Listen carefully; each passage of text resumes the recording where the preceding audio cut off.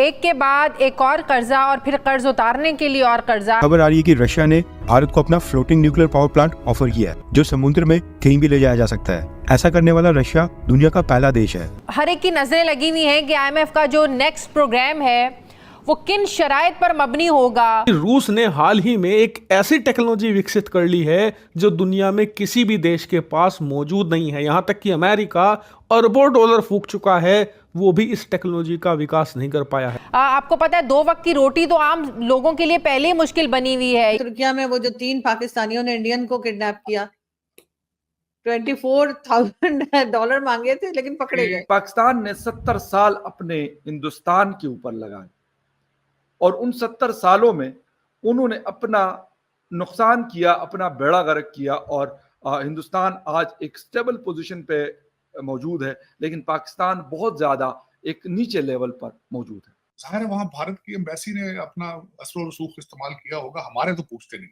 आपको पता ही, आपके इस वक्त जो बच्चे पाकिस्तान में फंसे हैं, वहां बेचारे रोजाना वीडियो बना बना के रो रहे हैं, चीख रहे हैं, कोई पूछने वाला नहीं। जरा ये भी बताते हैं कि नए माली साल में IMF ने 11,000 अरब रुपए पाकिस्तानियों से टैक्स की मद में निकलवाने का कहा है। और जो एक तूफान आएगा महंगाई का आपके ऊपर, तो एक एक गुर्दा तो दे चुके हैं 25 करोड़ लोग, अब दूसरा गुर्दा भी IMF निकालेगा महंगाई के साथ। जब इन्फ्लेशन आएगा तो सारे किस्तें तो आपने देनी है ना। दूसरी तरफ इनकी सूरत हाल ये है कि उधर नरेंद्र मोदी साहब भरी तकरीब में बैठकर आपको ताने मारे हैं।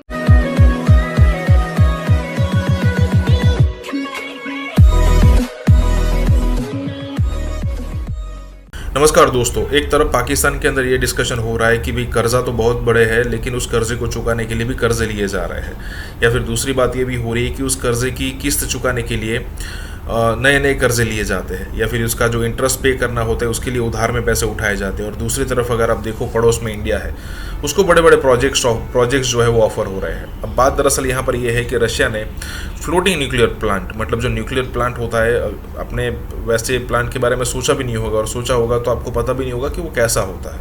पिछले दिनों उसकी न्यूज़ आई थी, बहुत बड़े लेवल पर डिस्कस की गई थी कि भाई न्यूक्लियर प्लांट जो होता है वो ज़मीन पर होता है, लेकिन मान लीजिए कि एक दूसरी जगह पर न्यूक्लियर प्लांट जैसी एक सुविधा की ज़रूरत है, तो फिर वहाँ पर दूसरा न्यूक्लियर प्लांट जो है वो बनाने के लिए बहुत समय चला जाएगा। लेकिन फ्लोटिंग, मतलब जो तैरता न्यूक्लियर प्लांट है, बस उसको वहाँ से निकाल कर दूसरी जगह पर शिफ्ट करना होता है वाया सी, पानी के रास्ते, और फिर आराम से ये सारी चीज़ें हो रही है। और रशिया ने हमें ये ऑफ़र किया है। देखना होगा कि आने वाले दिनों में इसको लेकर क्या डेवलपमेंट हुई है। इसी के साथ ही वीडियो शुरू करते हैं। और हाँ दोस्तों, सुपर थैंक्स के जरिए हमें मदद करना ना भूलें। तुर्किया में वो जो 3 पाकिस्तानियों ने इंडियन को किडनैप किया, $24,000 मांगे थे लेकिन पकड़े गए। आरजू ये पहली दफा नहीं, मैं आपको मजे की बात बताता हूँ, क्योंकि मैं खुद यूरोप जाता रहता हूँ, मेरे बहुत जान पहचान है वहां पे, मेरी फैमिली काफी यूरोप में कई सेटल है। वहां पे ये पहली दफा उन्होंने भारतीय शहरी को उन्होंने किडनैप किया है, वरना रूटीन है ग्रीस के अंदर, इटली के अंदर, स्पेन के अंदर, कि ये किसी बच्चे का पता चल जाए कि इसके माँ बाप के पास पैसे हैं, पीछे इनकी जमीन है, कारोबार है, उसको किडनैप कर लेते हैं पाकिस्तानी बच्चे, फिर उसको मार मार के उसकी वीडियो बना बना के पीछे भेजते हैं, फिर पैसे लेते हैं उससे। ये तो एक बहुत पुराना है ये सिलसिला है, ये कोई नया नहीं है। हाँ, ये जरूर नया है कि पहली दफा वो भारतीय थे तभी पकड़ भी गए। उसकी वजह यह है कि जाहिर है वहां भारत की एम्बेसी ने अपना असर रसूख इस्तेमाल किया होगा, हमारे तो पूछते नहीं। आपको पता ही, आपके इस वक्त जो बच्चे पाकिस्तान में फंसे हैं, वहां बेचारे रोजाना वीडियो बना बना के रो रहे हैं, चीख रहे हैं, कोई पूछने वाला नहीं, कोई पुरसाने हाल नहीं। बल्कि मेरी इंफॉर्मेशन के हिसाब से वहां पे कुछ छोटा सा हमला है, 3-4 बंदों की एम्बेसी है आपकी, उन्होंने भी अपने फोन बंद कर दिए, ब्लॉक कर दिए, या उठाते हैं, उठा के बंद कर देते।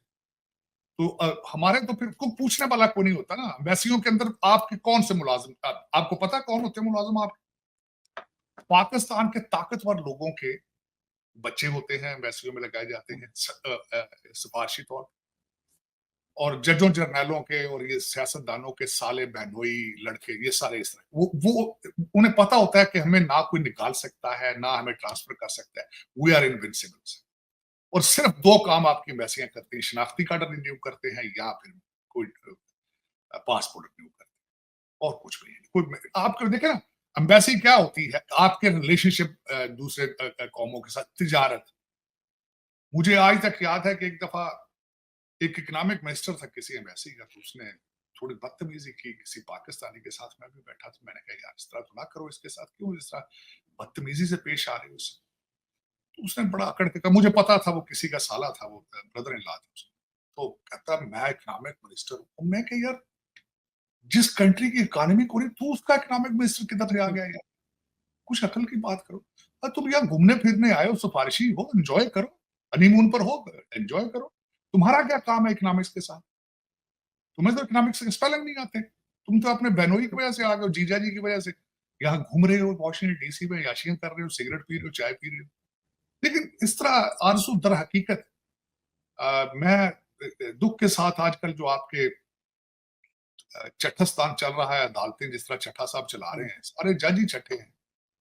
तो वो इनकी बड़ी रोजाना खबरें सुनते हैं, अजीब अजीब, कभी कहते हैं इसको पकड़ ले, उसको ले आओ, इसको कर लो, वो कर लो।